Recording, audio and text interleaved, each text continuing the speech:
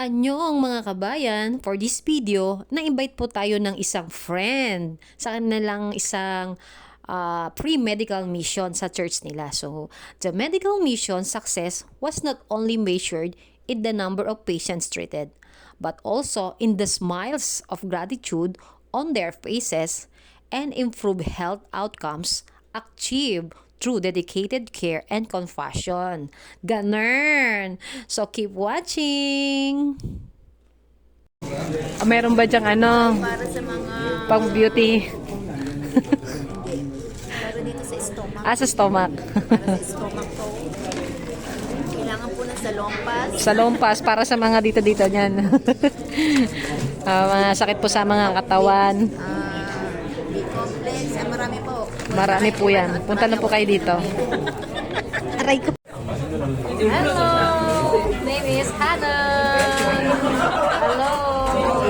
This is video. Oh, yes. I wouldn't do my It's a prank. It's a prank. Okay. Okay, bye-bye. Ano nakalimutan? 1, 2. Baby yan, akala mo Ano masasabi mo? Ano? Dito lang po ako sa dahon. Asan po yung saging? Sa dahon ng saging. Yung boy. Thank you. Thank you. Masabi da. Pupunta muna tayo dyan. Beshi. Ano ba ito lalaki? Asan Oo. po babae? Ayan, tapos na po ang ating medical mission. Nagpapasalamat po tayo dahil meron po tayong mga mababait na mga Koreans. Ayan po sa ILG Migrant Center. Meron po silang pre-medical mission. So nagpalinis po tayo ng ngipin. Libre po yung papasta.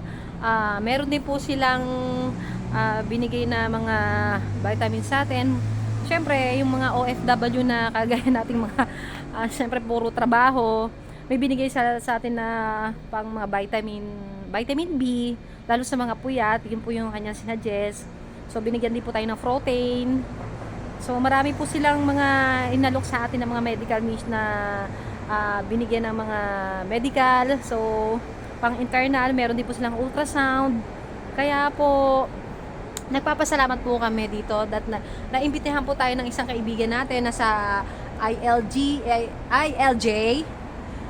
Naimbitahan po tayo dito dahil isang malaking tulong po yon na maimbitahan tayo ng isang friend na may mga ganitong mga mission kasi syempre bihira lang po yung mga ganitong opportunity. Tapos meron pa silang lafang na ibinigay po sa atin mga kabayan, o yan, 'di ba? Saka mga free consultation. Meron po dito mga Pilipino at saka mga Cambodia na pumunta rito kanina. Ayan po ang kanilang, ayan. Ayan, nasa likod ko po. Ayan ang free health consultation. Ayan, nabubulol pa ang inyong kuradya. Ayan po. So, maraming salamat po sa ating mga kababayan na pumunta. Pasalamat po tayo sa kanila. Pero sa ngayon, nakalabas po tayo, nakaras po tayo. Pupunta pa tayo dito muna sa labas, sa moda. Ayan po ang ating mga kasama. Diba? Beshiwap. Beshiwap-wap. Salamat po sa lahat ng mga sponsor. Dapat inanuhan mo yun. Diba?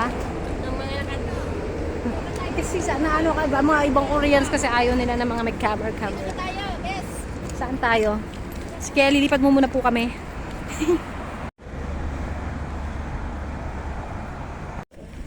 Ayan, nandito po tayo sa basta. Pauwi na po ang inyong mga kratsa. Wow, mukha akong... Alas 9 na pala? Oh, yes. Uwi na po kami. Success po sa ating medical mission. Ang aming medical mission. Marami ka rin kaming bit-bit. Marami rin bit-bit na inumin. Akin din po. lagi inom ng tubig. Akin din po, ayan. Nag-isip ako tuloy, ayoko na doon kasi hindi ako Ay, yung magpipigil ko ng ihi doon Yan po yung mga natin. Ihi. Mga gamot, mga vitamins. Isang pack po yan. Diba? Naalala ko na, pagpipigil ko ng ihi doon. Ano masasabi mo sa ating medical consultation? Successful. Ano, in English daw. very successful. English na lang. Tagalogin na lang, Peshe. Dito ako. Kasi ate naririnig ko nung ini-interview siya. Kay arte-arte magsalita. English, ano ta? Hindi, with accent daw kasi yun, kaya ganon. Galing kasi nun daw. Kailangan with accent daw siya. Nung ini-interview ka kagina ng madaldal na lalaki yung mahilig magbiro. Tsaka ang ganda ng motto niya sa buhay. Kailangan maging masaya. Life is short, sabi niya ganon. So be Kaya happy. ka pa magpapakasaya pag huli ng lahat sa Kaya nga may medical mission kasi sabi niya, kailan ka pang papakasaya, paano kung namatay ka na? Di wala na rin kami. Wala na rin kaming gagamutin. Ay, kung single siya, pwede na siya sa akin, Joke. Oh, kurutsi. Oh, di ba? Siya, pwede Sige na lang ba? Gusto niya ang aking navigator ni Ani. Diba? Ang ganda. May ano pa siya, may tsura naman. Yan, ano na. Salamat po sa lahat ng mga sponsor. Dapat